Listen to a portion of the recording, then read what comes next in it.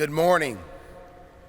I'm Marc Morial, and I want to thank the Washington National Cathedral, the Right Reverend Buddy, Reverends Hollerith, Naylor, Hernandez, and Hamlin, and the entire staff and membership here for this opportunity to be with you this morning. To paraphrase the book of Genesis, and God stepped out on space, and he looked around and he said, "I'm lonely. I'll make me a world." And as far as the eye of God could see, darkness covered everything, blacker than 100 midnights down in a cypress swamp. So God spat out the seas and he batted his eyes. And as he batted his eyes, the lightning flashed. He clapped his hands and the thunder rolled. And as he looked out and he created this wonderful planet that we inhabit, after it was all done, he said, "I'm still lonely." So he said that he looked around and then he blew life into the being of a person. He made that person intelligent, caring, and compassionate. He made them the same, and he made each unique in his own ways. He made each person in his own image and likeness. When he blew life into people, he didn't just create one kind of person. He didn't say, "Let me create black people," or "Let me simply create white people," or "Let me simply create straight people," or gay people, or Asians. He created people, each in his own likeness and each very much the same, but each with unique characteristics. And God's people built a world, at times imperfect, and at other times so perfect. At times so accomplished, and a world at times so lacking. A time and a world that God's people built was peaceful and at times violent, at times caring, and at times cold-hearted and indifferent, at times loving, and at times embracing hatred. God's people, who are people of goodwill, have been challenged through history to overcome famine and flood, pandemic and slavery, misogyny, poverty, ignorance, hatred in all forms. But God created within each and every one of us the power to overcome, the ability to love and to cherish, to collaborate and to cooperate. And he charged us to always build a better world. As this century began 20 years ago, no one could have predicted with any degree of accuracy the great challenges that this century would present to this global village and to this mighty nation. In the first year of this century, the year 2001, terror and violence struck as hateful men hijacked planes and caused the deaths of 3,000 people at the towers in New York and at the Pentagon here in Washington, D.C., and the people who died were of every hue in every creed, in every color, in every religion. And this nation was plunged into war.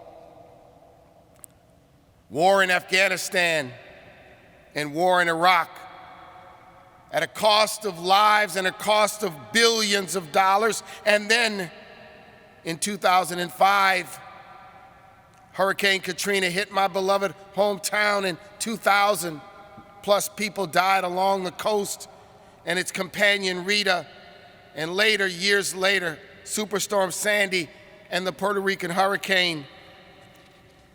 And in the early 21st century, we had the Great Recession, which cost millions of jobs and millions of lives, millions of households, millions of American dreams.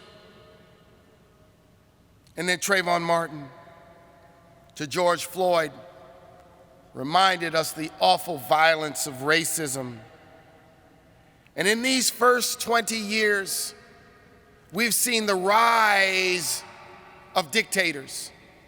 And yes, we've seen the inklings of wannabe dictators, children in cages, hate crimes against all forms of people rising, anti-Semitic, anti-Muslim, anti-gay, anti-black, in 21st century America. 21st century America, and all of this was before this year of 2020. And 2020 has now rolled in as the most consequential year in memory. Many people call it a year of a pandemic. I call it a year of 4 pandemics. Yes, the pandemic of COVID, 188,000 deaths here in the United States of God's children, 6.2 million cases, and add the context of 188,000 deaths and go back to the some 3,000 people who lost their lives at the towers, the 2,000 in Katrina, the hundreds of thousands that may have died in the other weather emergencies, and it does not come near the 188,000 people who've lost their lives in this year alone. Pandemic number 1. Pandemic number 2, an economic pandemic. 13.6 million people without jobs. Millions of people working part-time that want to work full-time. Many people on the edge of survival, praying to God that they don't get evicted and foreclosed on. As this economic pandemic rolls on top of the inequality in the economy, which has existed for far too long. Pandemic number 2, the economic pandemic. The third pandemic is the pandemic of racial justice, born out when this country was rocked. Its consciousness was rocked with the death of George Floyd. With George Floyd's untimely and unnecessary death on the streets of one of our great American cities, Minneapolis, stood not by itself. We remember Trayvon and Michael Brown and Eric Garner, and I could name so many of the thousands of mostly African-American men, but not exclusively African-American men, unarmed, who've lost their lives at the hands of those who are licensed to protect and serve us. But today, brothers and sisters, I want to introduce you to the 4th pandemic. It is the pandemic of the fracturing of the American spirit and the American soul. The very spirit and the soul of compassion and collaboration. a spirit and a soul which seems to now be allowing this disease of racism and hatred, which has never been completely extinguished in American life, morph into some sort of normal and acceptable behavior and conduct and philosophy and ideology.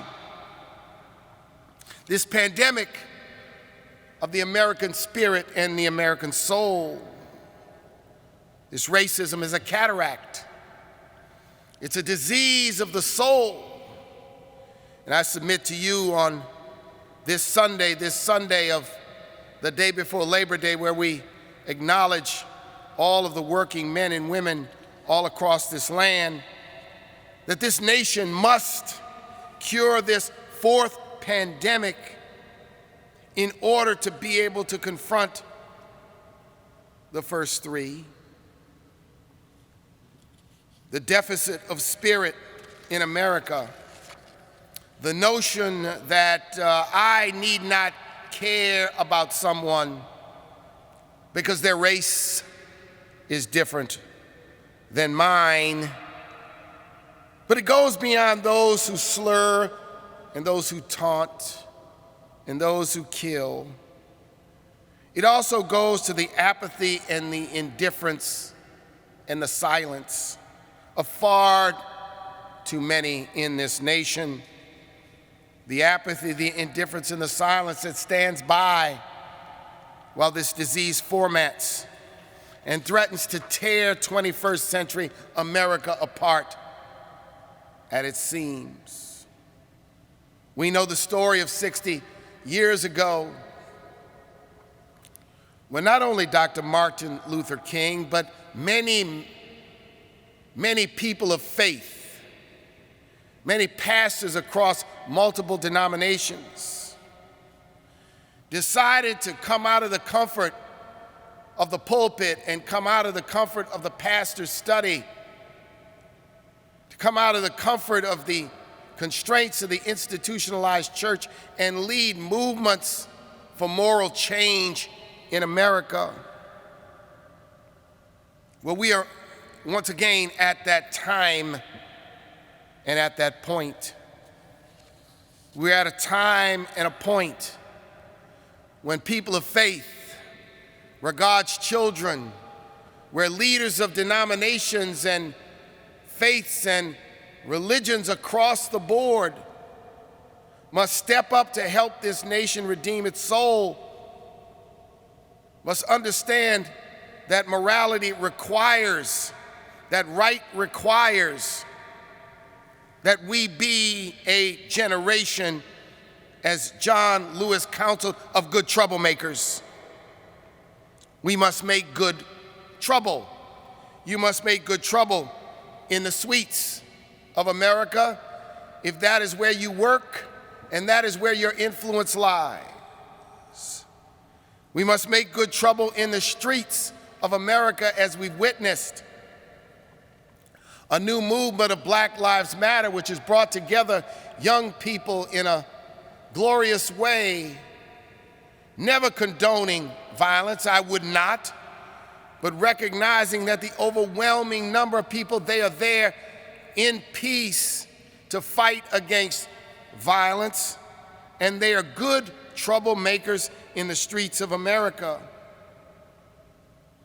That a good troublemaker may live on the boulevard, in a neighborhood of perfection, of landscaped gardens and beautiful homes, but you gotta be a troublemaker for justice and a troublemaker to end racism if you live on the boulevard, or if you live on the drive, or if you live on the street, or even if you happen to live, brother or sister, in the alley.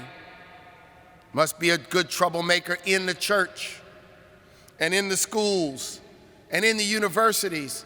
And yes, a good troublemaker ought to also inhabit the White House and the Congress and the Supreme Court and the city halls and the legislatures across America. This fourth pandemic, the disease of the soul of America, To say that America's soul is diseased is not to criticize the mighty nation. It is to call the mighty nation that belongs to all of us and say we must account, and that we must, in this generation, meet the challenges of these times as other generations met the challenges of their times. And COVID is a challenge with its health disparities, and the economy with its inequality is a challenge, and racial justice and unfair treatment in the criminal justice system is a challenge we can't shirk.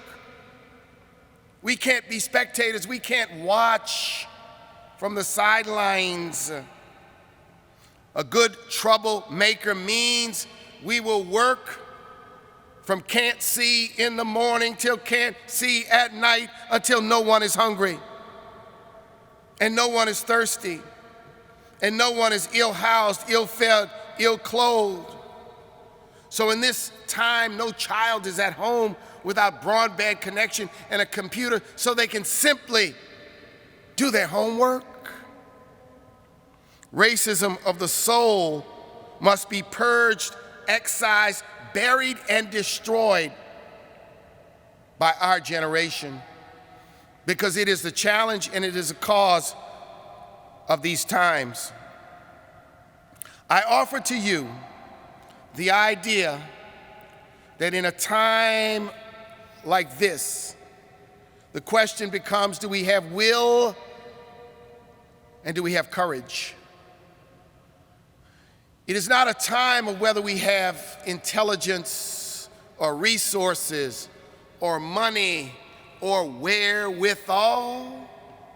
We have the wherewithal to ensure that every American is properly housed, fed, clothed, and that every child has the tools that they need to fulfill their aspirations, their dreams, and their God-given potential. But do we have the will? Racism is America's original sin. And some for too long said, well, if we don't talk about it a lot, it might just go away. And some say, I don't want to hear about race anymore. We talk about it too much. These painful conversations that this nation must have will not go away. To not talk about it is to be silent in the face of an awful pandemic. To be silent and not talk about it is to say that the broken soul or the broken spirit of the nation, we're going to just tolerate it. And we'll tolerate it as long as we have levels of economic success. I'm here today to join in saying, let us challenge ourselves as a nation and as a generation. Let us recognize that when God created each and every one of us, He gave us a charge. And the charge was to make this earth, make this globe, make this nation, make your community a community that respected and recognized all. Good trouble, as John Lewis counseled us, means not being afraid to be disruptive. People of faith, you have a leadership responsibility. Pastors and religious leaders, you have a special responsibility in these times of great difficulty to minister to these 4 pandemics, but especially to minister to our souls and to our spirits so that we can truly, indeed, overcome. Good trouble means that we will not shirk this duty and shirk this responsibility in this, the 21st century. In 2020, we've seen this confluence of tremendous pain. But I still believe that we are the masters of our fate, and we're the captain of our soul. I still believe that we have the intelligence and the will and the knowledge, but we cannot be silent. We cannot be spectators. We must be active people and good troublemakers. Can you join me in being a good troublemaker? Can you join me in committing to work to end these 4 pandemics? Can you join me? And can we join together at this time of great challenge, in this time of great pain, in this time of an American crossroads, so that we can truly overcome and build a 21st century America that is an America for everyone, an America for all. Good trouble. Good trouble. Good trouble. Good trouble.